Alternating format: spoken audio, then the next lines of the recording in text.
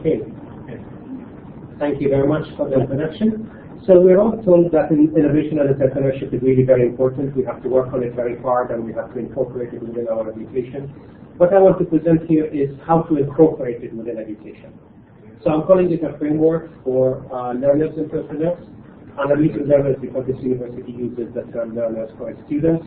And I'm really concentrating on emerging economy because this is where I do my work. And when you look into the emerging economies, there are really three levels, either strategic, niche, or long-term.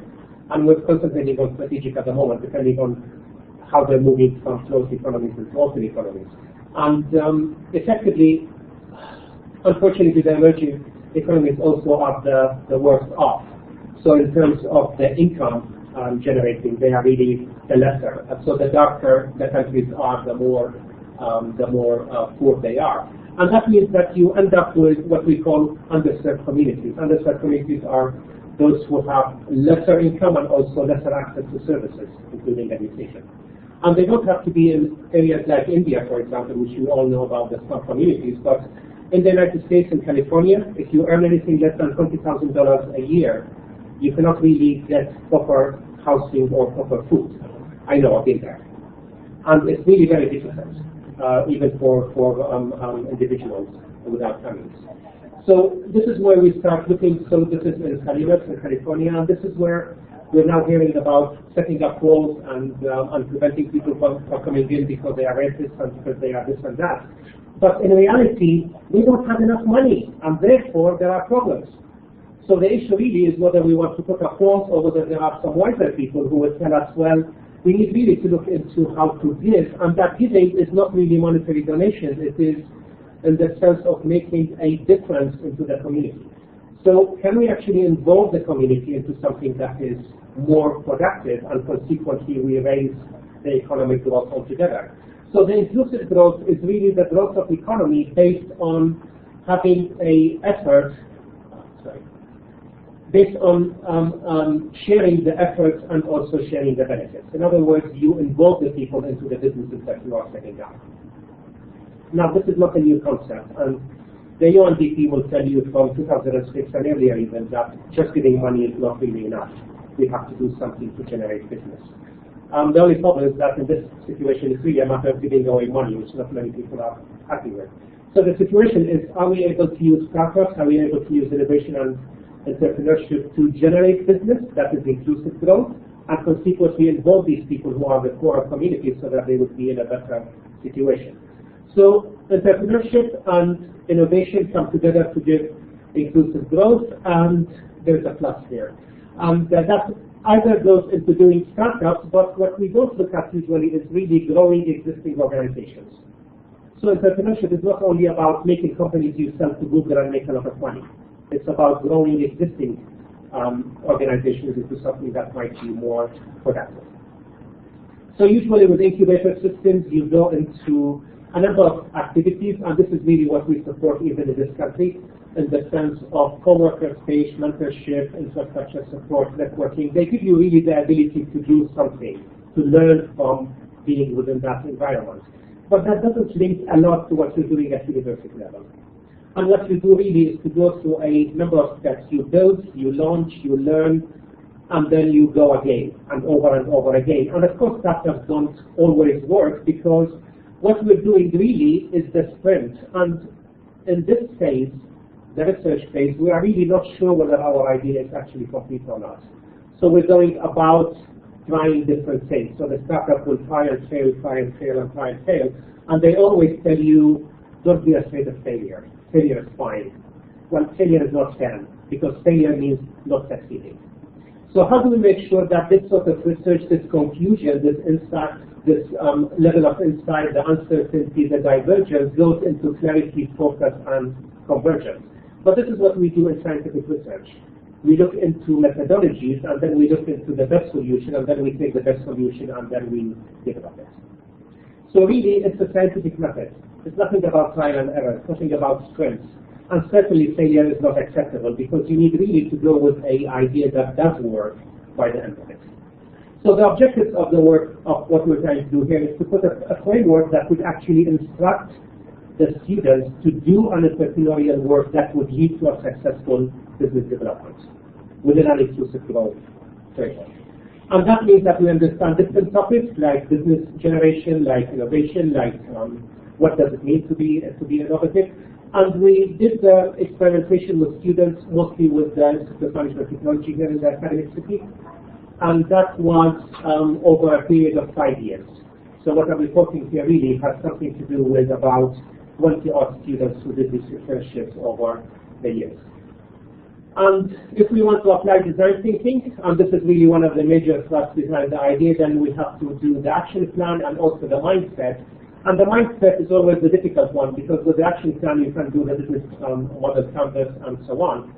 But with the mindset, it is really the beliefs, conscious and unconscious, and this is where the difficulty comes.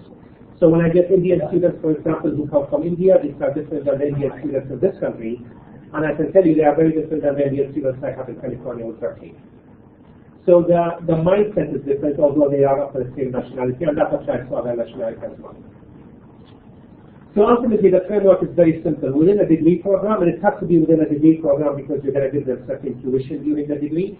So you identify a fit between the market and the value proposition, and that will require immersing the students within community work. So there will be one level of interaction. And then we will look into emphasizing the business models plus any other techniques that we want to have, and that will give us the understanding of how to do the business. And then we will be looking into going through the sprints, this complex trial and error to get to a particular result. And that will be during another immersion, which would be a longer level of internship. And all of that will be within a global incubation, so that we will be able to get different support from different individuals, all the way from California to Delhi in India. So effectively, we select the team, we select the mentors, we have a fit between the market and the value proposition, we go to the field research, and that's the important part because this is really where we start putting our scientific methods, analyzing and planning, doing the system implementation, and finally the deployment. And we put that within 1 year within the studies of the degree. So if you're doing a 2-year degree, like the program we're following, the PGDM from India, then you really have a number of levels, 4 levels. So you do internships, so there is the first level of internship, second level as I described, there are the courses that you are doing with the universities, and there are also the practitioner workshops that you will be getting from the incubators. So you're molding all of that together within the education. And therefore you are really removing the requirement of just doing a co-work space that is not linked to what you're doing or vice versa. And that's what this proposal is, and this is what I've been doing for 5 years. So every year there are students who will be going to a number of places, and there are a number of parties that were involved with this, but mostly it was really UC Berkeley, the Institute of Management Technology here, and a couple of other institutions in India that would be participating with that. And it is the mobility of the students and also the link between them from different supervisors. So there will be supervisors from all these universities working on this all together. And then we will see what results coming out of it. And the results were, after many trials, is to get startups coming out of that. And last summer we registered 2 startups in India. There is a reason for registering it in India, mostly because the students are Indians, but also because of the cost and also the market requirements that are relevant with it. But you see there's anything to do with hardware development down to software development in different areas of specialization. It's very important for us to understand the difference between what we're doing in education today and what we want to introduce with innovation and entrepreneurship, and have a system, a systematic way of doing it. And this is really where we're looking at here. And this is a very good example, and the details here you can get from Wikipedia, but there's a huge difference between Isaac Newton and Musk, and that is not because of the achievements. Perhaps the achievements are really comparable if you look at it from a scientific point of view. But look at what the actual positions, the actual work they are doing, and this guy, by the end of his life, in his old age, he became a president of the Royal Society. That really was the achievement at the end of it. But now, today's world, people are doing much more. They're setting up businesses, they're making money, and they're being influential in politics and in other areas. And therefore, our students today are different than the students we had before. And therefore, we really have to have a system that would work accordingly. So let me finish by just giving the main takeaway. Number one, we need to change the student's mindset.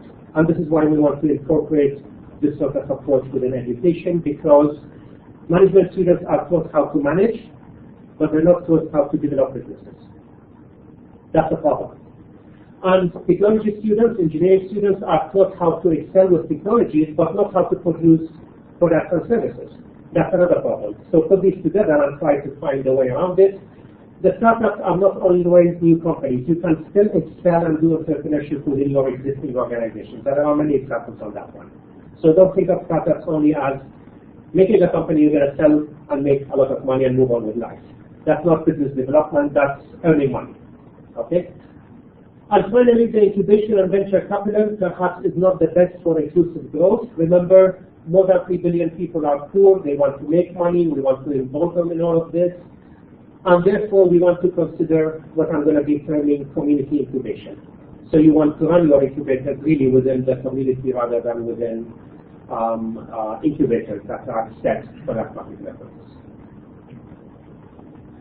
Thank you. I hope that I've communicated the main idea, and I'm happy to answer questions. And let me just pick up that slide again, because this is really what we're trying to put as a structure. Can you bring this in the one? Yeah. Mr. Muskie, I'm sorry if I took the first question. How many businesses are you CEO? Well, I guess when you're worth 1.7 billion, you can do many things. Okay. But this guy didn't have any money. I'm concerned about. That's why he ended up with being just the head of the I'm concerned about how can he look at the businesses that they're very, very wide. All right. Now, if the businesses are so wide, that means that the idea is the same. It's just the application that's different. Am I correct? If he's Tesla is a car company, SpaceX is, I don't know, what is that? Is that an online? Yeah. No, SpaceX is really what he's looking for. Really is tourism in space. Okay. Well, that's totally different than a car company. Yes. I mean, I can't comment on the technologies behind it, but effectively the methodology that we're following is that we can do so many developments and we can do so many businesses and we can make money out of it. Tesla makes money, going to space as tourists make money. Okay? We're not just producing the Newton's laws and telling people this is great for you. No, we're going to be making money as well. This is what people are looking for, and this is why they are worth 4.7 billion. Wow. Okay, question? But this is what most of our students want as well. I think I'll just comment on what you said. I think the difference is, the different businesses and all that, mainly what the doctor said, I think it's mainly about the mindset. It's not about the businesses, right? If you got that mindset of Tesla, of Elon Musk, who is doing societal change, then you can apply that mindset to anything, right? It can be any business. As long his goal is to do societal change. Now, if that comes through Tesla car, comes through SpaceX or Solar City or whatever, that's what he's doing. Please remember that the bulk of our community of our people today are not the 12.7 billion worth. They are really not working much. And therefore, if we want to grow our economy, if we want to grow our world in a better world, then we have to deal into this particular level of work. And therefore, the growth of inclusive growth really is important.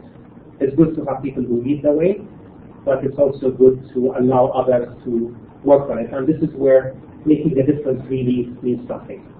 Okay, we're not just giving people money; we're giving them the opportunity to do something different with their societies, with their someone's life in a society or in a nation. It's great to get the bulk of the Indians being in a better situation than what they are today. My question was, now there's two questions. First question is, you use design thinking as a methodology of thinking of creativity.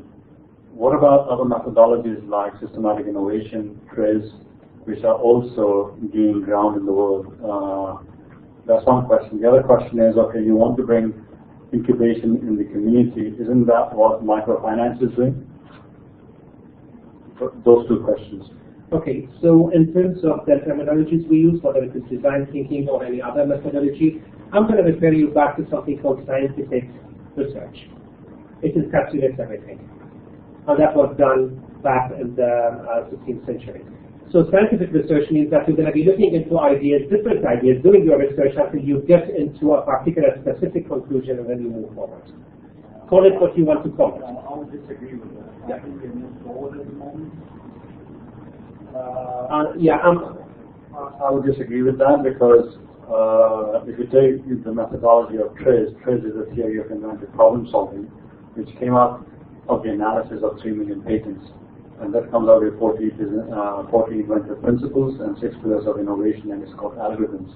So you do not have to go through reiteration of the science of it because it's like having those 3 million people sitting next to you. So it's in the abstraction of that, and you can short cycle the development. And you can also cut down the risk. I mean, over there, as you say, there's a lot of risk when you're doing the development. But when you use this TRIZ methodology, here you can run it from, you can seriously cut down a lot of risk going forward. I agree, and there is no reason why not to include that. But let us, when we teach our students, let us just start with the basic principles that we need to do research. Because today research methods is only one course in a whole 2-year degree, and they don't even concentrate much more than a little bit of statistics. So we really need to look into the basics and then build on it with all the other methodologies. I'm not criticizing any of them, I'm not saying that they are wrong. And the point about microfinance? Again, it's very similar. There are different disciplines, there are different ways of looking at it. I'm looking at this as an engineer. You might look at it in a different way. They will lead into something. They will lead into a central point. And that central point is the inquisition, is the understanding of the knowledge. Okay? So I like to think of scientific knowledge, of scientific research as the basis, the cradle, and then other items will come into it. And this is simply what I preach to my students when we are looking into this whole system. Any other questions? Ladies and gentlemen? Okay, thank you very much. Thank you so much. I appreciate your feedback.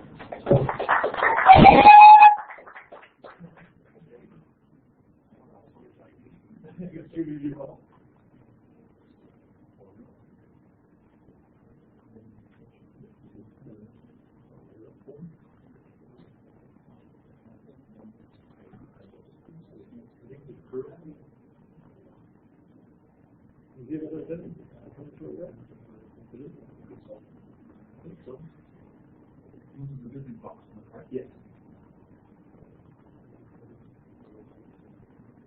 There we go. Testing on, testing.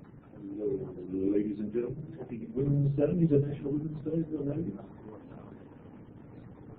Our second presenter today is Associate Professor David Copley, and you can see the topic right there. So please, thank you very much. Okay, what I want to do today kind of follows on from my presentations yesterday, and if some of you were there, then you'll remember I talked about measuring innovation capacity in organizations. The presentation today is really going back to the precursor to that, to the basic building blocks that drive innovation and entrepreneurship. And a lot of the research that I do, so I work in 2 areas that of course are related, creativity and innovation. The creativity research is very psychological in nature, and in fact the modern concept of creativity grew up in the discipline of psychology. So a lot of the concepts that then drive innovation come back to the psychological characteristics of the individuals undertaking this process of innovation and entrepreneurship. So I'm going to just quickly remind you a little bit about those key points. Like I did yesterday, I'm going to kind of focus my attention on the so-called human capital of innovation. That's basically the people, and in particular the people as psychological entities. I'm then going to tell you in particular about the 4 building blocks of creativity, so-called 4 Ps. Again, I mentioned them yesterday. I'll also make an important point that a couple of other speakers have made over the course of the conference, that both creativity and innovation are systems, and there's some important consequences of that I'll mention. And then I'm going to give you a little demonstration of one aspect of creativity and innovation, and that is how do we recognize it in products. So I think it goes without saying that innovation drives firm performance. It's one of the reasons why we engage in innovation is that it has some connection to the way that organizations or firms actually perform. And I talked yesterday about the difference between innovation performance versus innovation capacity.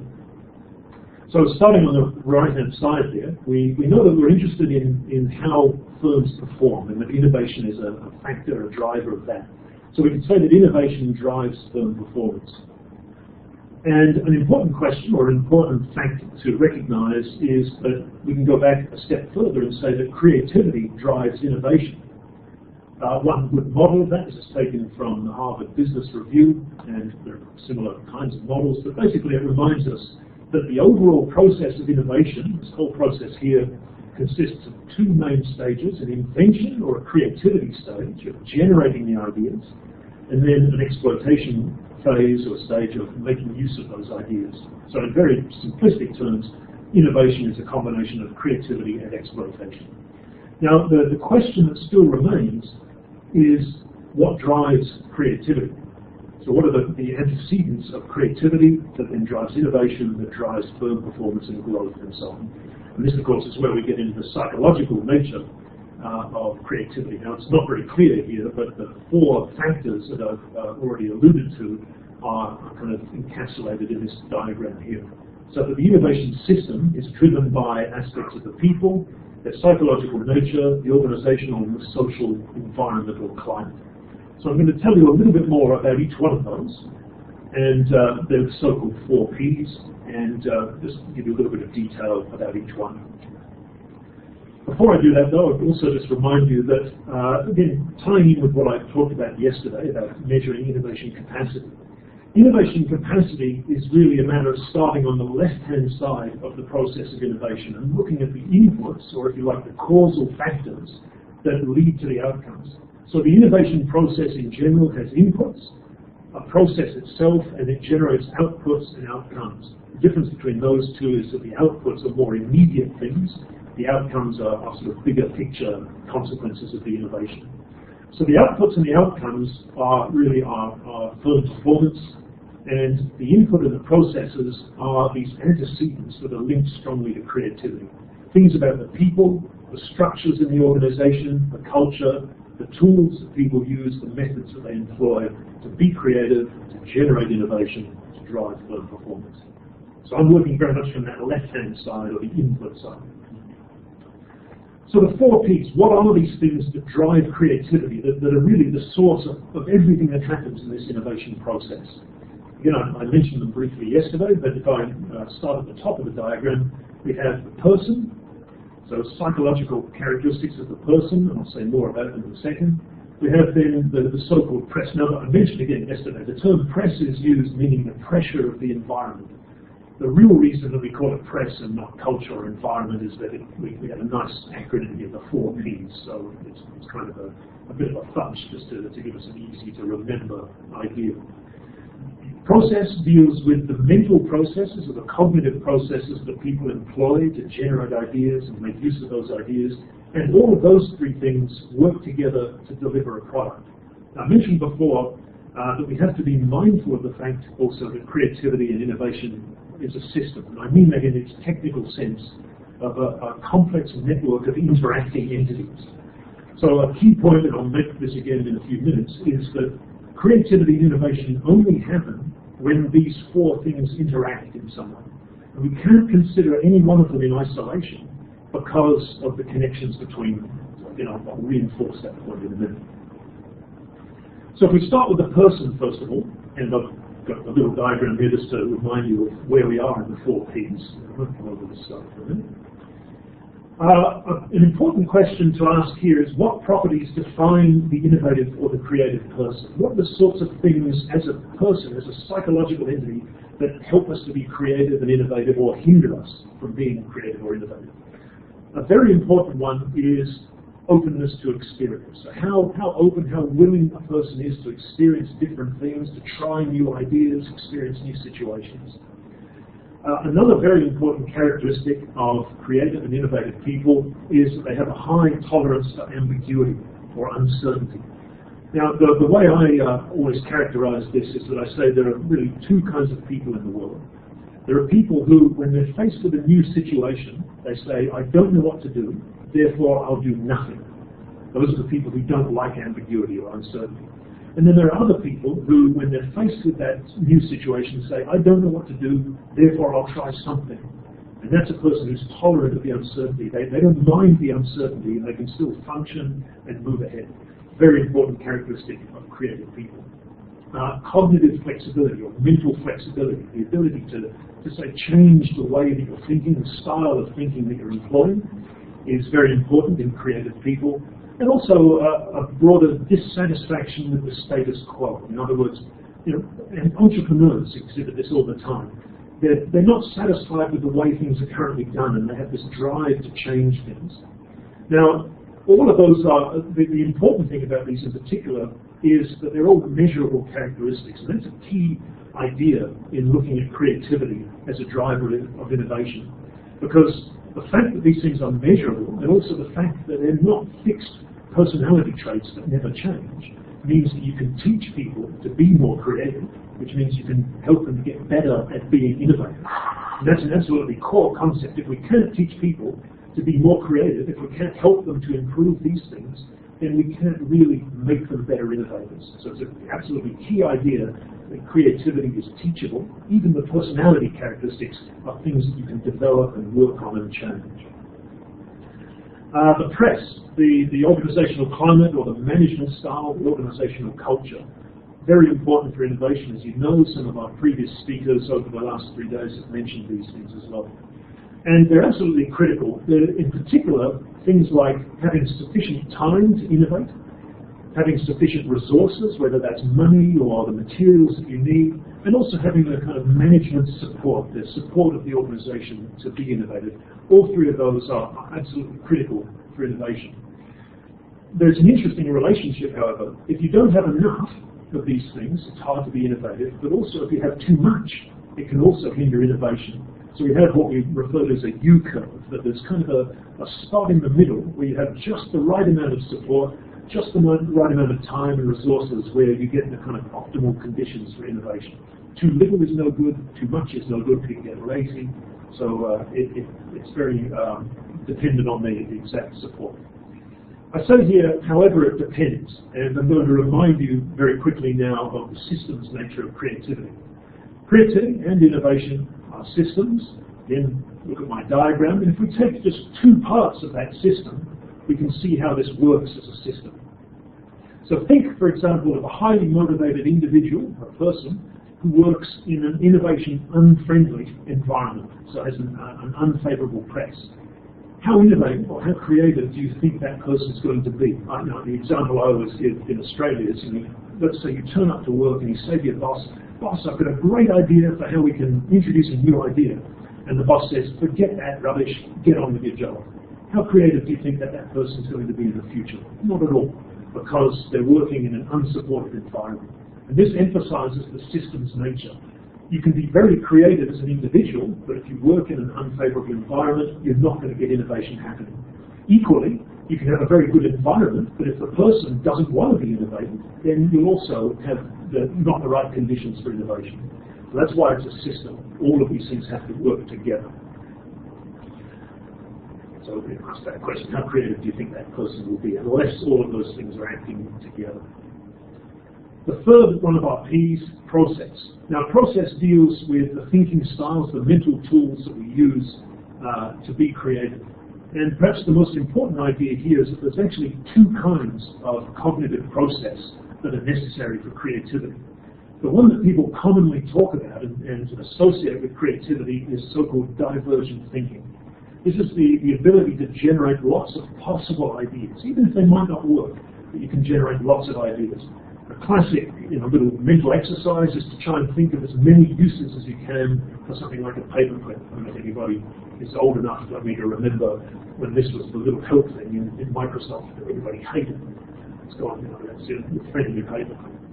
So if you're a good divergent thinker, then you can generate lots of ideas for things like that. What could you do with a paperclip apart from holding paper together? Now that's only part of the process, or one of the processes that we need to be creative. The question to ask is, what do you do then when you have 50 ideas for that paperclip? Have you finished your process of creativity, or is there something more? And of course there's something more. So here are 50 ideas for things you can do with a paperclip. But you can't stop there, because innovation also involves exploiting the idea and making use of it. So we've got to find some way of taking one of those ideas and making productive use of it. And that requires analysis or evaluation, which means convergent thinking, finding the best idea. So creativity and innovation require an ability to use both kinds of thinking, which goes back to the person. We need to be cognitively flexible. We need to be able to switch back and forth to be good innovators. Now, all of that is irrelevant unless we can produce things that themselves are creative, unless we can make things, come up with ideas, and produce solutions that are genuinely creative. So all three of those things contribute towards making products.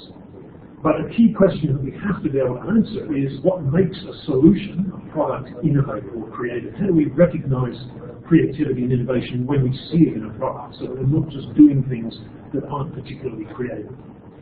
Now I have a slide there. What is a product? When I say product, I mean pretty much anything from a tangible artifact like that device through to a service like a bank account, and all sorts of other processes and so on. I won't dwell on that slide because I'm conscious of the time. But the critical question for people involved in creativity and innovation is, how do we recognize the creativity or innovation when we see it? Now, once again, fortunately, creativity research gives us very clear-cut definitions of what makes a product, a solution, creative. There are 4 key factors that we need to be aware of. And I'm going to talk through this very quickly, then show you an illustration of that, and then I'll be finished. The first is relevance and effectiveness. The solution, the product, must do what it's supposed to do. We're not in the business of making things that are just, expensive toys. Really, we are innovating to solve problems. So the first and most critical characteristic is relevance and effectiveness. Whatever you're doing, it's got to solve the problem. It's got to do what it's supposed to do. Then on top of that, a creative product will also exhibit some novelty. It will be new or original or surprising. And remember, if you were at my talk yesterday, if it's not new, then it's not satisfying this fundamental characteristic of joining new problems to new solutions. It also, as an added bonus, should be elegant. In other words, the product, the solution, should be complete, well-made, clear, and understandable.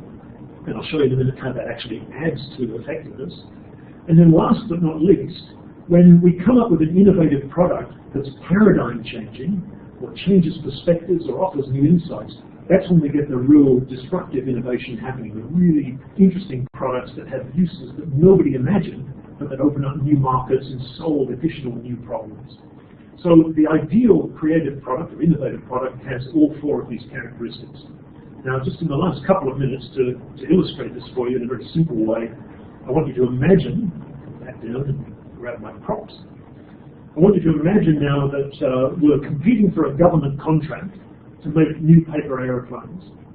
Now, the critical point here is that we're in competition. We're not just doing this process of innovation for fun by ourselves. We're doing it with competitors in a real business environment. So we've got to use our creativity. We've got to solve the problem of making the paper aeroplane, but we've also got to do it in a way that gives us some chance of setting ourselves apart from our competitors, differentiating ourselves and winning the contract. So we want to build some creativity into that process. So let's imagine I'm Elon Musk and I send my engineers away to work on that, and the first solution that they come back with for the paper plane contract is that one there. Now, how many of you have seen one of those before? I assume that everybody's seen one. If you say no, you're being untruthful. I know you've all seen it before. So my team of engineers come back to me and they say, here boss, here's the solution. And I say, well, okay. That's all right, but the problem is that you've just explained to me that you've all seen it before, so it's not novel. It's not original or new or surprising. And the point here is that even though it might be very effective and looks okay, then because it's not novel, we probably don't have a very good chance of winning that contract. You know, if anybody was going to make a paper airplane, they'd probably make one of those. So how do we set ourselves apart from our competitors? So I send the engineers away and I tell them, that's great, that was effective, but not novel. Okay? And we know what characteristics we require. And now, so I send them away and I say, come back and try again. So they come back the next day with a new solution. They say, we've got it, boss. Here it is, the new paper airplane, the flat sheet of paper. And now I say, well, hey, I haven't seen one of those before as a paper airplane, so it appears to be a novel idea. However, it's got to be effective as well, so let's test it out and see how effective it is. Not terribly effective. So they've gone from effective and not novel to now novel but not effective. So it's still not good enough. So I send them away again, and they say, no, we've been listening to Crockley talking about creativity and characteristics of a product, so I know what we can do. We'll try something a little bit different. First of all, we're going to make an incremental improvement and save money, time, and so on by using only half a sheet of paper, and by incrementally speeding up the process and making the paper plane very quickly, like that, then maybe we'll win the contract like that. So now we've got something that is novel and even has a certain amount of incremental improvement in it, but is it effective? It's okay, but not terribly effective. Now, one of the problems with that design is in fact that it lacks elegance. It's not well made, it's not complete, it's not fully worked out. So in some ways, the lack of elegance is detracting from the effectiveness, which is why we need elegance in the solution as well. Elegance is not just the aesthetic appeal, it's not just how nice it looks, it's how well made, how it sort of embodies the qualities that make it a good solution. In fact, the German rocket scientist, Wernher von Braun, who built the Saturn rockets that went to the moon, said that the eye is a fine architect, believed. In other words, he understood that people can inherently recognize a good solution, or a good solution usually looks like a good solution. That doesn't look like a good solution. So nearly done. I then send my engineers away again and say, come on, you can do better than that. It's got to be novel, it's got to be effective, it should be elegant, and so on. And so they finally come back and they say, well, here's another idea. I pre-made it just to make the task a bit easier. But this one, basically, I'll show you in a second, is just one sheet of paper kind of folded like that, and then the front edge rolled up. And so it looks like that. And you're probably thinking, how the heck is that built for? Then, this is what it's hard to do when you're shaking with excitement. Then it's folded up like that. Now I always tell people in Australia, it's not a bishop's hat, it's not something that the Pope would wear. It's actually a paper aeroplane. And now, it's novel, you probably haven't seen that before, so it looks maybe it's novel. It's also very elegant, a very easy, very beautiful looking design, very simple and so on. And if it's effective as well, then maybe we're getting there. Maybe we've got something that's called the Defier. It's effective, it's novel, it's got some elegance as well, so we're getting close. Maybe we're going to win the contract with that one. But I say to my team, come on, the possibility is that our competitors, they're not stupid, they're going to think up those ideas themselves. Can we go a little bit further and inject some genesis, some of this paradigm-shifting elements of novelty to make sure that we win the contract? So that's pretty close. So my engineers try one more time and they say, fine, okay. And they come back and the lead engineer comes in and says, right, there's your piece of paper. There is your solution, boss. And I say, great. You might think, no way. It's effective. You can imagine that I'm going to throw it and it's going to travel across the room. It's quite novel as far as paper aeroplanes are concerned. It's elegant in the sense that it's simple, it's understandable, and it also possesses genesis in the sense that it's shifting the paradigm. In fact, what it's doing is making us ask the question, was the real problem to make a paper aeroplane, or was the real problem to find a solution for getting pieces of paper across the room?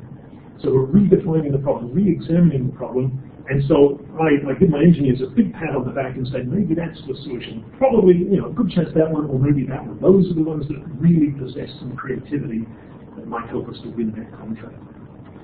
Okay, I better wrap up because I'm running out of time. So just to remind you then, firm performance driven by innovation, which is driven by creativity, and creativity is driven by these four qualities of a person: the individual person as a psychological entity, the organizational climate, the processes that they employ, and we've got to do all of that in a way that we can build creativity into the solution.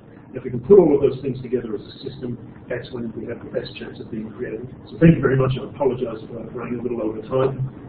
There's some contact information on something if anybody's interested. Thank you. Thank you very much. Thank you. Any questions?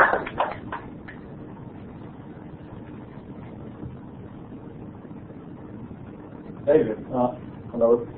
Yeah. Yeah, you talked about innovation, but you talked about the product innovation, which I would say is like technical innovation. Does the process of your creativity apply the same to non-technical innovation?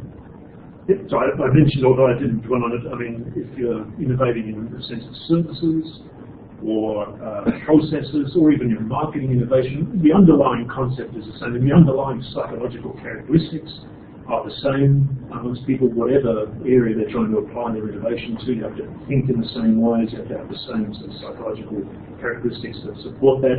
You need to work in an organization that has the same supportive environment. So these things are very much kind of application independent, although I used a kind of product example.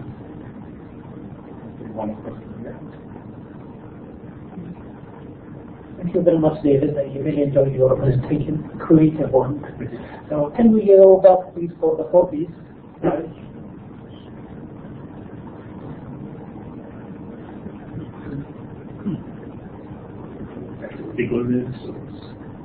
So as you have explained, all these factors should, interact and collaborate together in order to be effective. So what about the press? Because there is a burden on government initiatives or the instructions, the rules. So what do you think, the burden is on? So you're asking, what about the role of the press? Yeah. Well, I mean, that's as much a part of the system as anything else. Now, that's often one of the really challenging aspects for a lot of organizations, because it's perhaps relatively easy to kind of shape and control the individual and teach them to be more creative.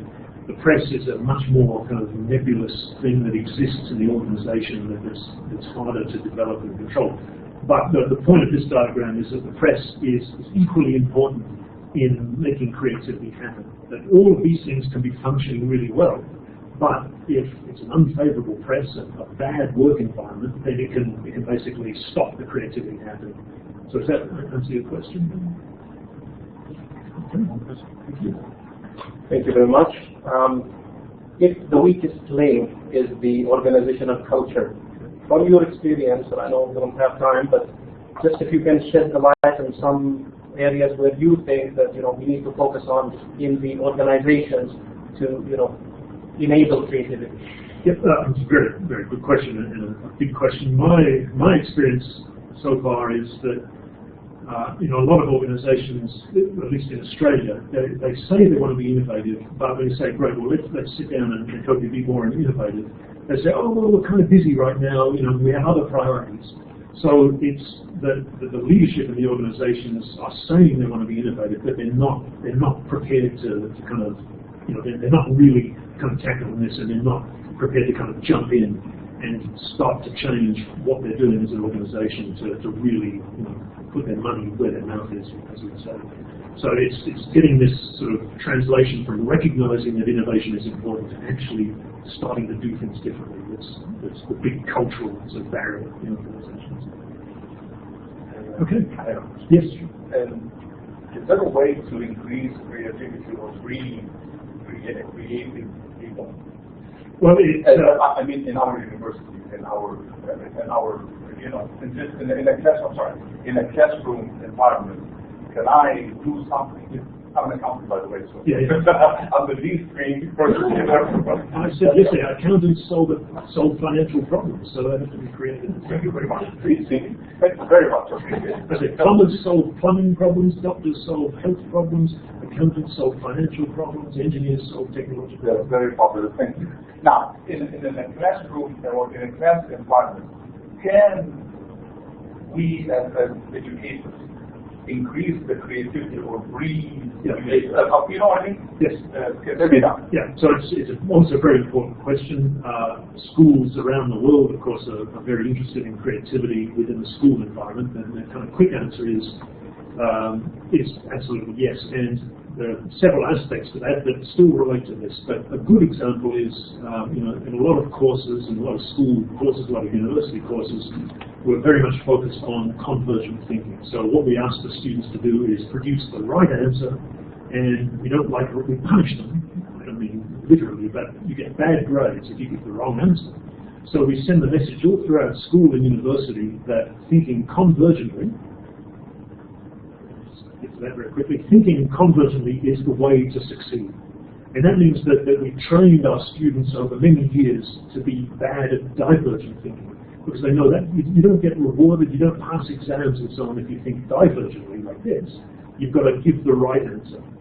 And so what we've got to do in schools and universities is, without changing everything that we do in the classroom, give students more opportunities to do some of this kind of thinking, and not just convergent thinking. A good example, I work a lot with school teachers, and say a teacher in history says, well, how do I do that in a history class? And I say, rather than giving the students a test that says, when did Columbus discover America? There's one right answer, 1492. Give a question like, what were the consequences of Columbus discovering America? So there's no right answer to that. There's whatever answers you can give and the argument you can make. So asking an open-ended question gives students a chance to develop their divergent thinking. When you ask a convergent, closed question that only has a right answer, then of course you're encouraging convergent thinking.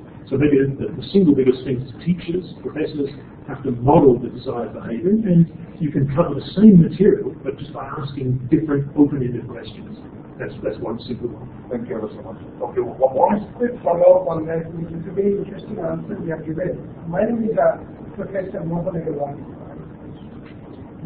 When you mentioned this part of giving this open-ended questions, there are two things which are important here. One is formative thinking, and second is evaluative thinking. The moment you give questions like these in the evaluative situations like exams, then it becomes very difficult to grade people, because every answer, as you rightly said, could be correct in his or her work. So better that we keep this thing of formative thinking discussions rather than in the evaluative exam situation. That's certainly one possibility. I mean, I would argue that even you can make divergent thinking evaluative as well, but it takes a little bit more work, and it requires teachers and professors, of course, to start thinking differently. But I mean, you do make a good point. One other good way to build this in is in a formative sense. Because, of course, we still want our children to be able to read and add numbers together and so on, and those are very convergent things. But we also want them to develop these skills in divergent thinking. Thank you very much. Okay, thank you. And Appreciate it. I'm sorry to go over time.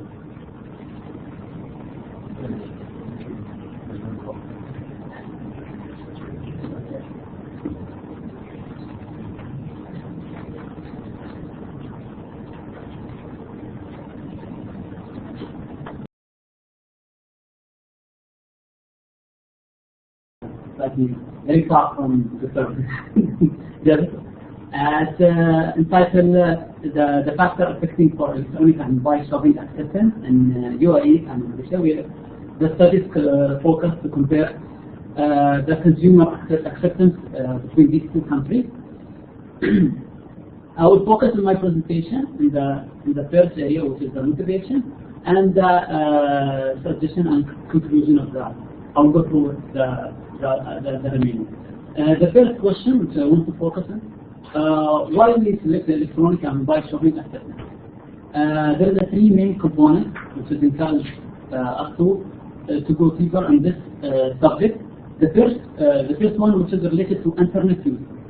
Internet user trend shows that UAE have around 92 of the population they use internet. In Malaysia, around 67 of the population they are using internet. Number two, the contribution of e-commerce in the GDP. The contribution of e-commerce in the GDP in UAE and Malaysia almost 5%, which is very low figure compared to other countries such as US, Korea, Singapore.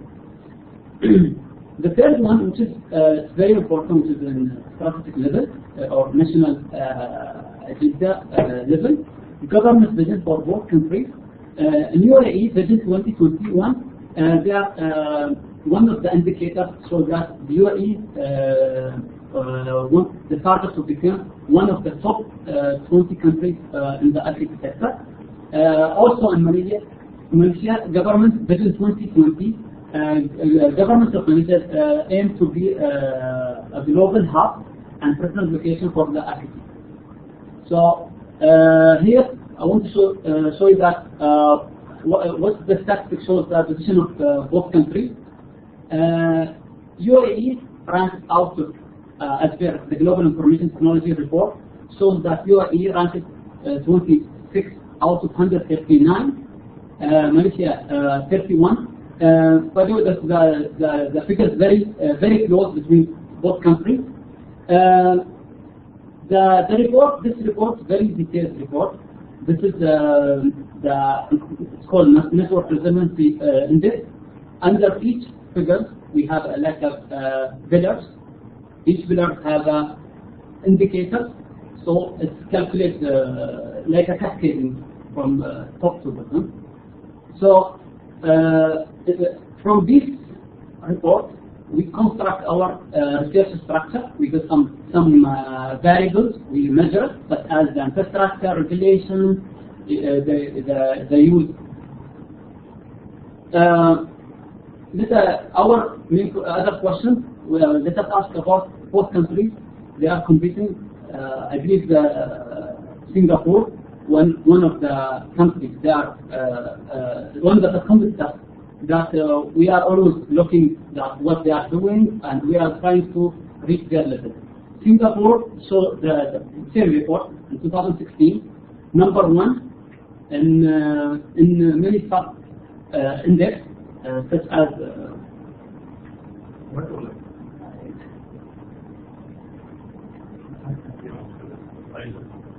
Okay, fine.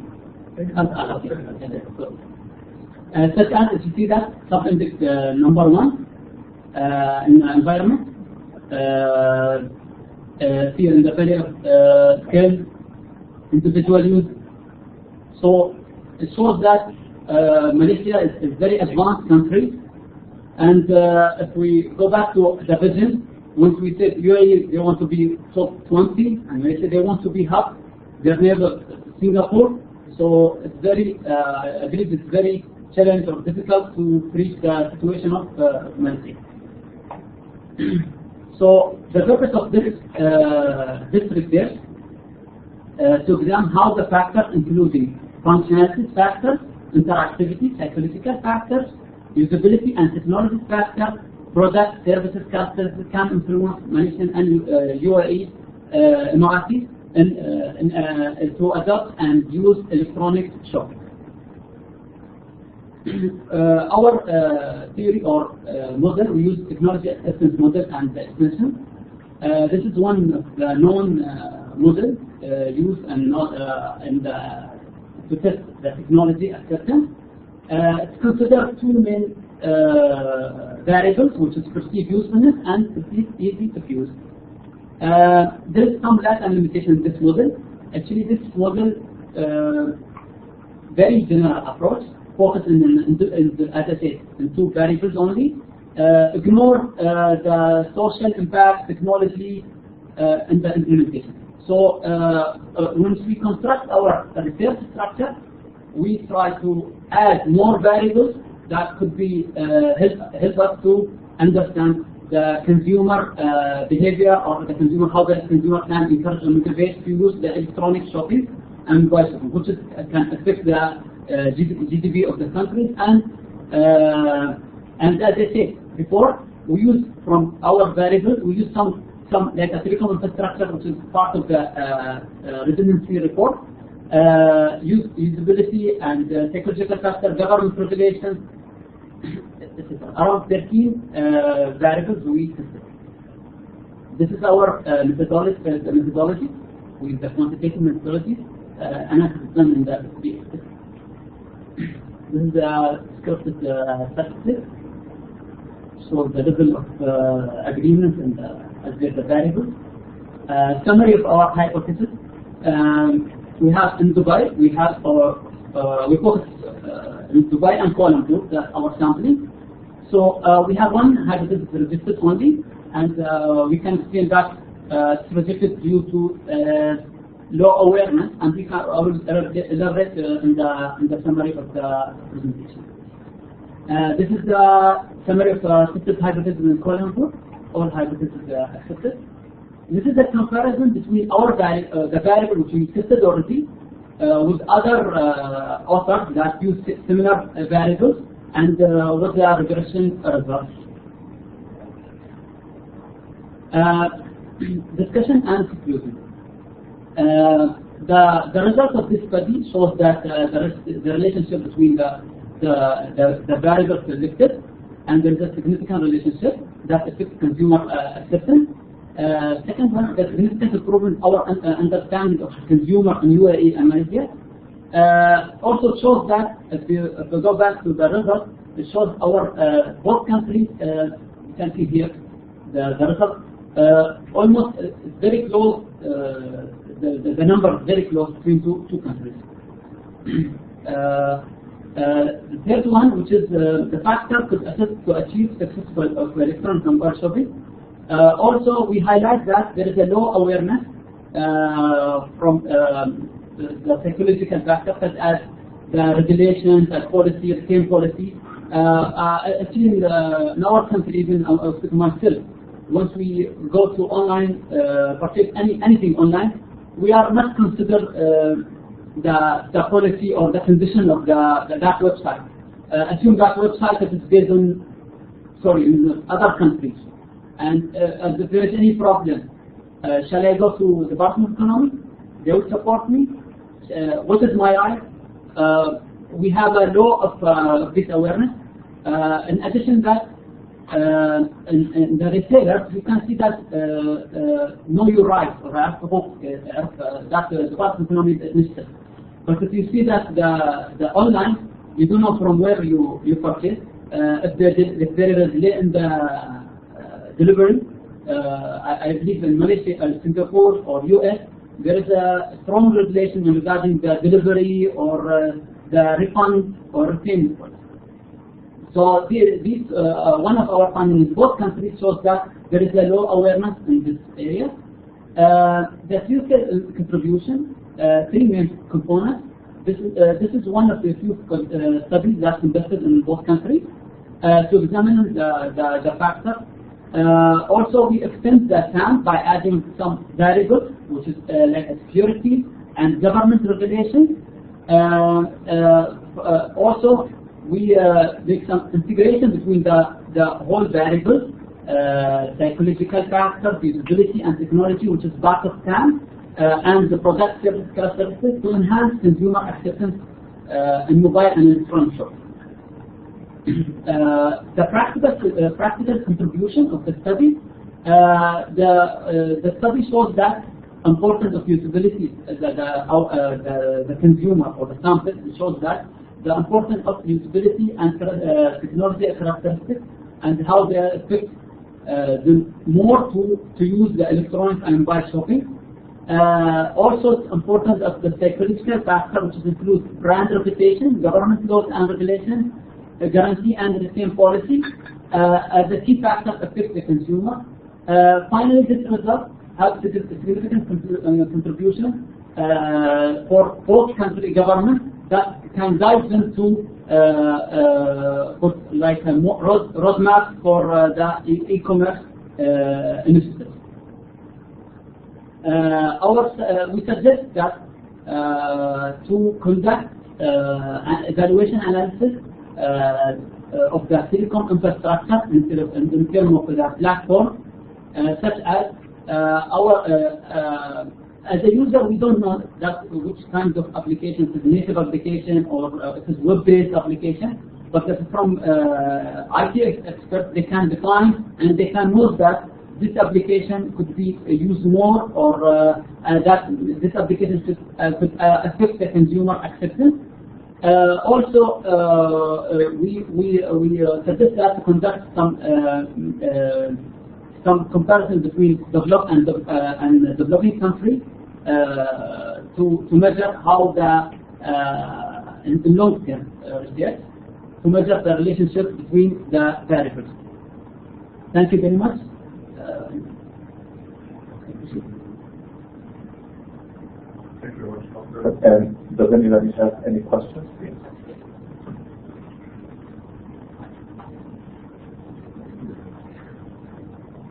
Thank you very much, Mr. Mohammed. I enjoyed your presentation. My question is related to your methodology. So what is your sampling technique that you have applied?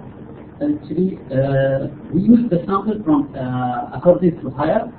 Our sample was internet user in both countries. Okay. So our technique as their hire. So their hire there is around 36 questions. The minimum number should be respond to our questionnaire around 180 in each country. However, we get more than this number degree. That means your population is all Internet user, right? But we use one something.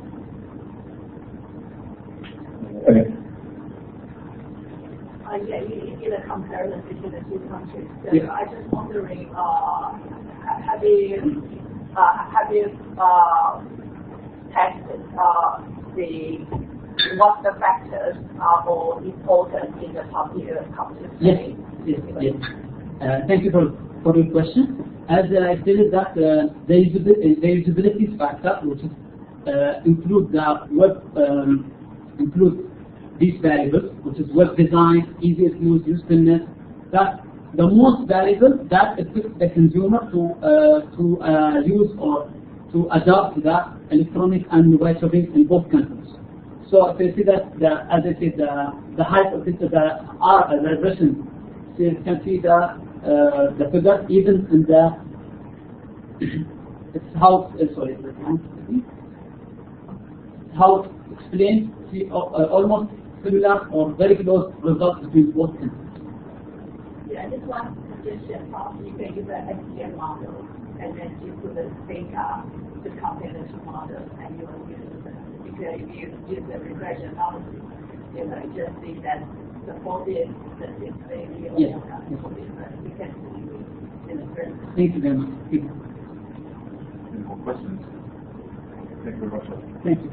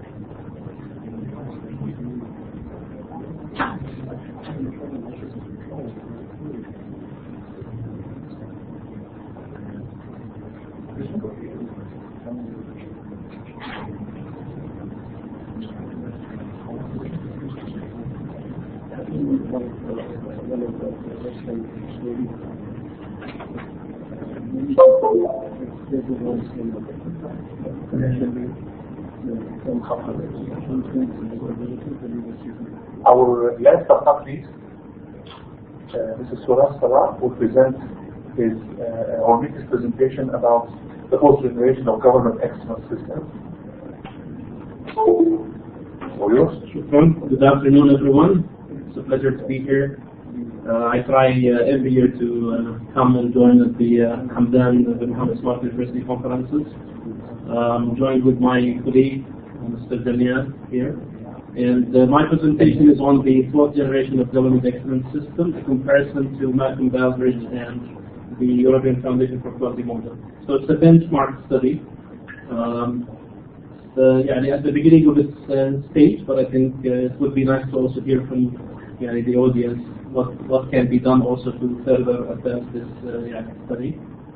So as you know, excellence models in general, the important thing about them is they provide you with a structured approach where you can actually utilize them to enhance the operational excellence within any organization. They are not just a philosophy, they are structured, and this is, I think, what's very, very important about them. Generally, they're comprised of excellence criteria, evaluation approach, and the award categories related to the excellence criteria. I think this is an attempt also to align the academic research to the government strategic vision, which is, I think, lagging, especially in the Middle East, where we,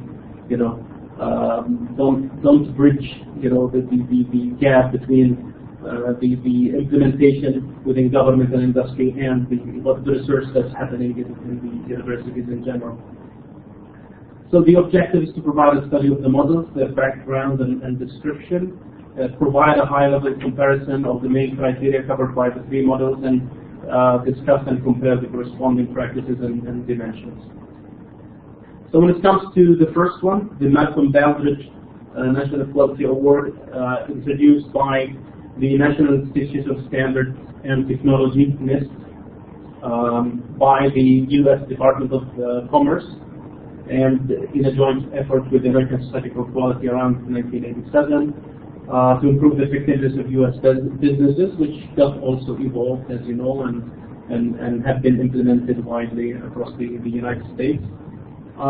Mainly, it focuses on leadership, strategic planning, customer and market focus, measurement, analysis, knowledge management, workforce focus, process management, and the results. So, similarly, you find when you look also at the European Foundation for Quality model, the criteria focuses on leadership, people, strategy, partnership and resources, process, products and services, people focus, customer results, society results, and business results. So they have the division between enablers and results, and we will see that when we talk about the fourth generation as well. So the fourth generation is an evolution in the 12th journey led by His Highness Sheikh Mohammed, and in this case it's led by the government.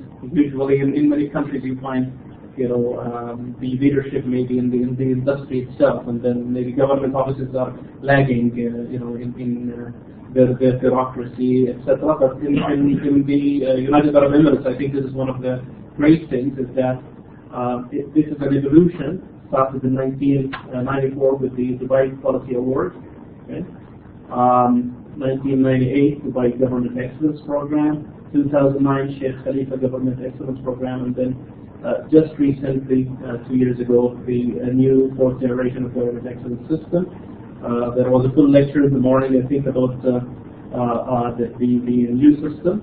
The main thing here is that it started with the private sector, and then it evolved to the public sector, and now there is a lot of focus both on the federal level and on the Dubai level as well, being a leader in the region. So when it comes to the fourth generation of excellence model, very quickly, it's an evolution of the Dubai Quality Award. It's an integration of various initiatives, as we saw also in the morning, putting them together, and think this is one of the things that makes it very, very comprehensive, very attractive. It focuses on government institutions mainly, consists of three main focus areas: achieving the vision, innovation, and enablers. Within achieving the vision, there is 4 criteria: the national agenda, main tasks, 7-star services, and the smart government. Under innovation, there is the future outlook, for shaping the future, and the innovation management. When it comes to enablers, there's human capital, resources, and asset management, and the third one is governance. So here's just a quick snapshot. So again, you have three criteria.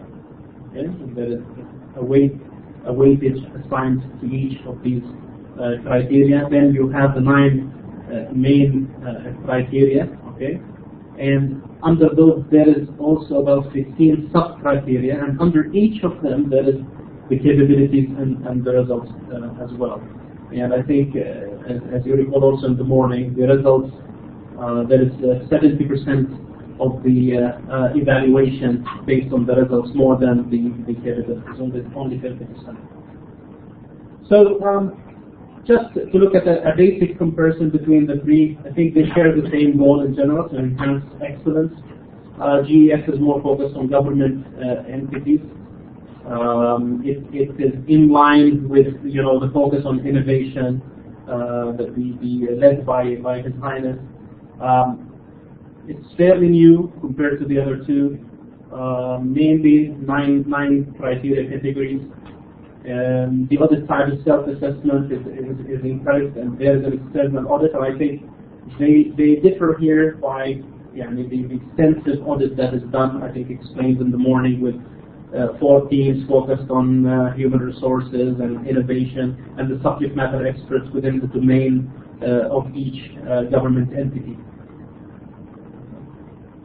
So when it comes to the first aspect, we look at vision achievement.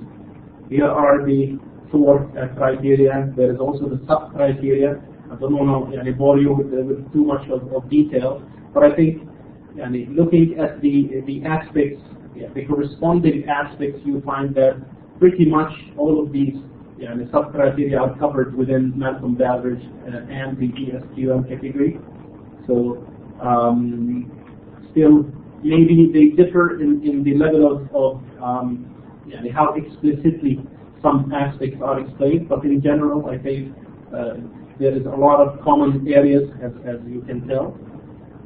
When it comes to innovation as well, the future planning, there is so much also focus on the future, achieving the results, ability to cope with the future. In terms of sustainability, social responsibility is expressed within the Malcolm Beveridge as one of the main criteria.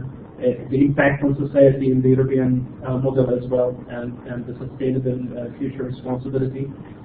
When it comes to innovation management, development and implementation of innovation management systems, then also we see a focus on innovation within the US model, and also nurturing creativity within the ESQM model. I think when it comes to enablers, on the other hand, you can find there is more of the dimensions that are not as explicitly specified.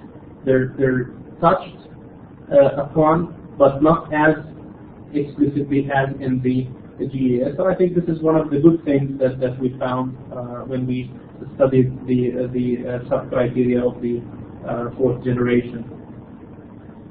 So in conclusion, everybody agrees the quality management principles are universal. Many are common, I think, in different awards. GES encompasses all aspects of managing and improving an organization. It's a holistic model, and it represents an evolution. Hopefully it will be proven to lead the way, maybe on the global level, not just the UAE, which is something I think we in this region should be proud of. GES is as comprehensive, and again, as I mentioned, it encompasses most of their aspects, so it's aligned with them. They call for the same goals and targets. Many items, I think, especially on the third aspect, were not as explicitly expressed in the other models. For example, risk management, governance framework is another one. The UAE leadership took a principal role, which is something unique also about it. It sets the context of government role, current and future challenges, and its strategic direction as the focus for designing the model. It encourages the adoption of government best practices as a solid foundation for all activities of the government organization, supports operational excellence, people alignment, which leads to optimization of resources and enhancement of the performance. Obviously, more work needs to be done. This is just a start, but I think it's very important area. We need to do more benchmarking of the practices that we have here to really evaluate it. And I'm not sure how much is the involvement of the academic institutions in developing such awards. It should be, I think, more and more. Hopefully, we can see more of that in the future. But we need to look at further how to relate them. We did not touch on yet on the aspects of evaluation of these. What are the differences in the evaluation approach, the award categories? And just a final note.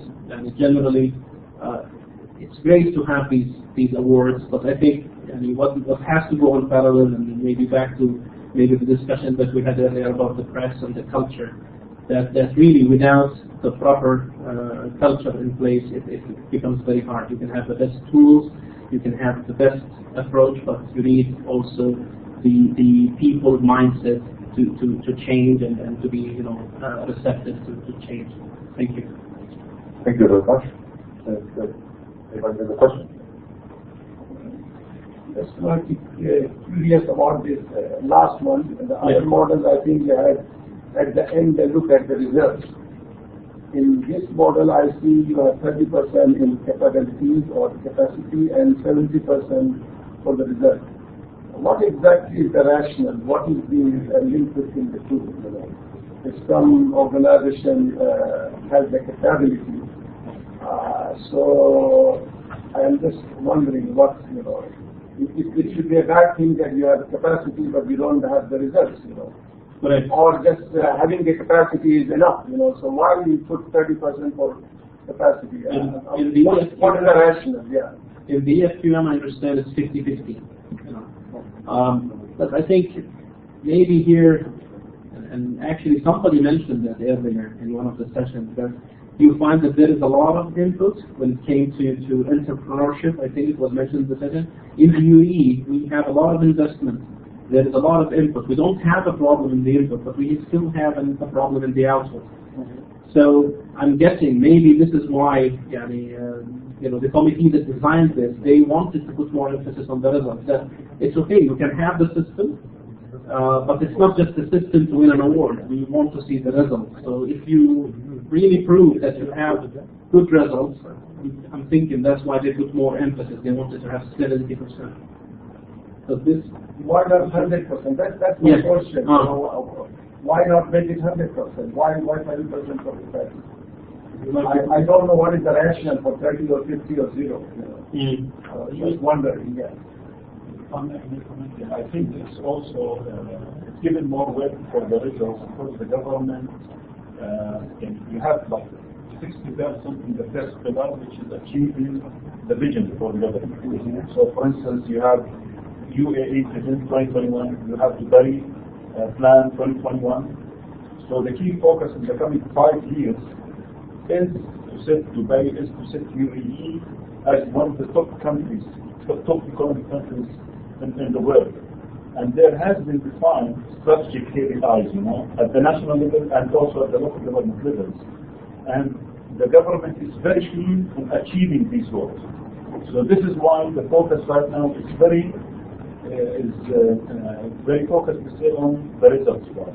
But it's not about like 60, 40 or something, but overall let's achieve. We have been investing a lot since the launch of this national agenda and for the last 10-15 years in developing and putting inputs for innovation and everything.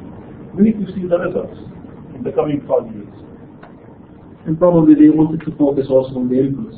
So not saying that, okay, 0% for inputs, but you need the capabilities to be in place. So instead of just looking at it 50-50, they decided to put 70 versus 30. Yes? Thank you very much. I want to ask about the efficiency. The new generation, I think, they focus on the efficiency, which is very difficult to calculate in the public sector.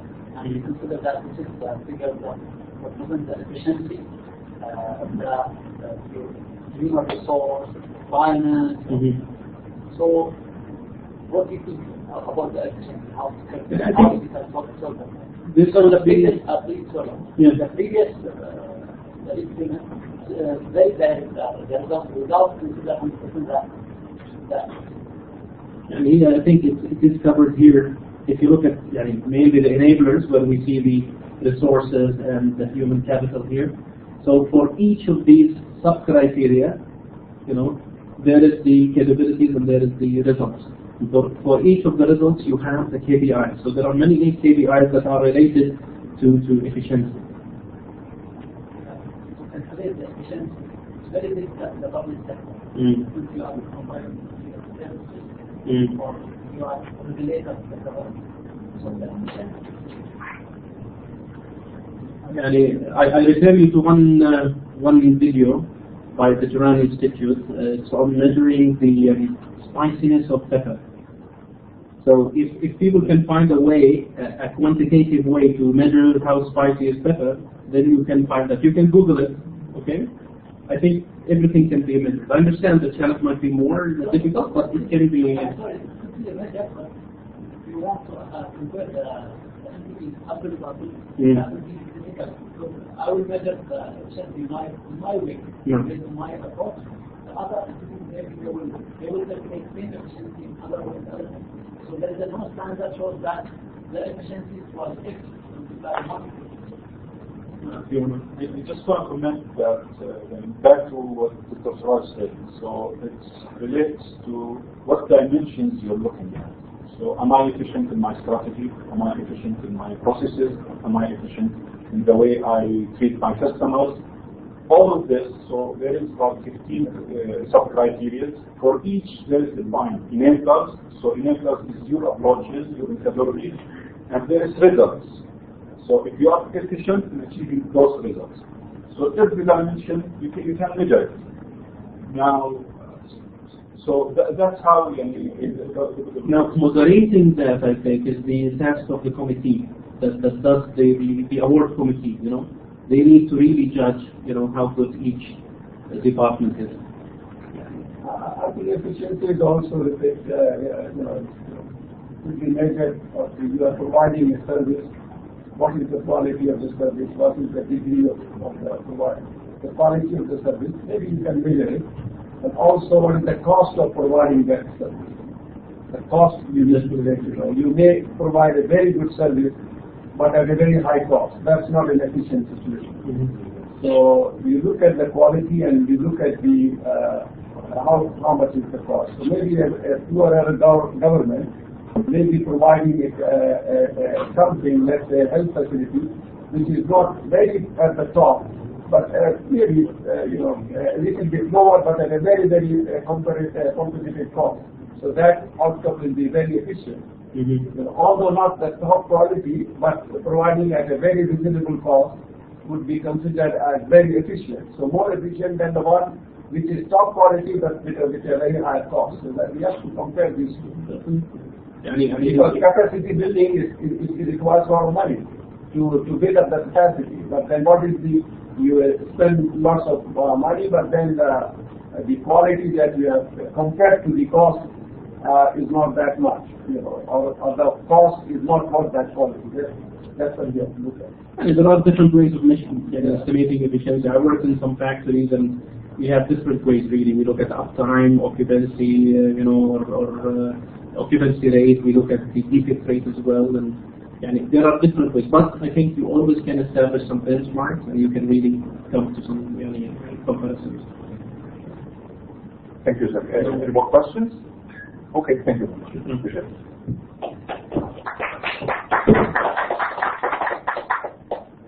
Okay.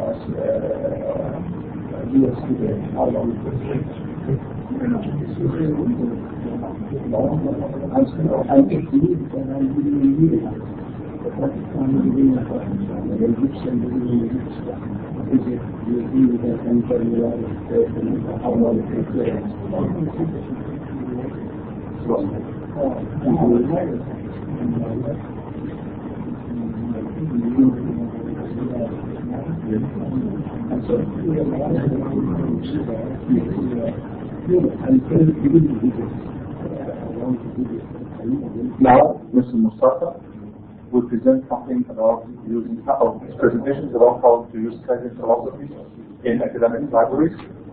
Go ahead.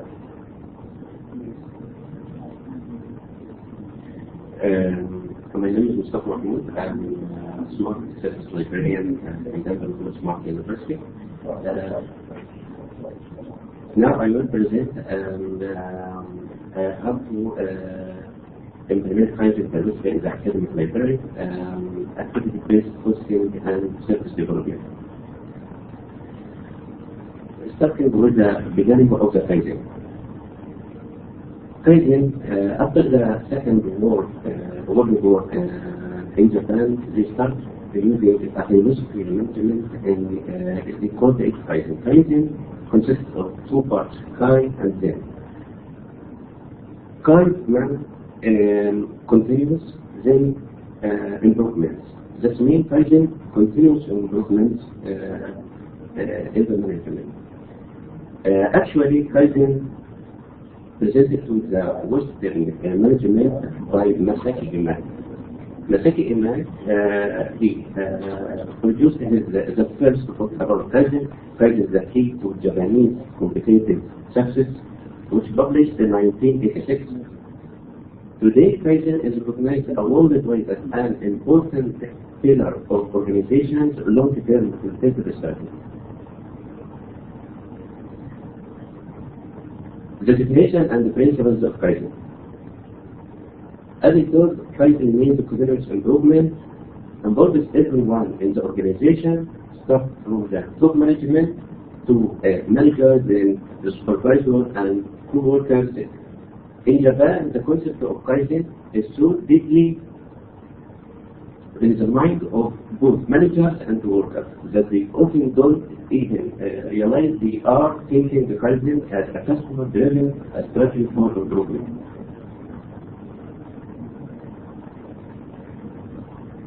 When we want to implement Kaizen in the academic library, Kaizen is a strategy where librarians in all departments of the library, cataloging department, circulation department, library service, acquisitions, and TV in the library work together actively to achieve regular incremental improvements to the library process and library service and library activities.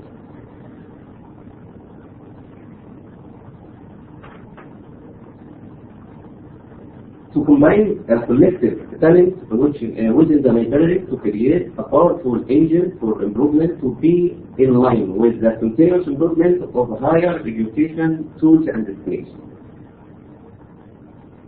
The dual nature of Kaizen is Kaizen a philosophy or an action plan? Actually, Kaizen has both.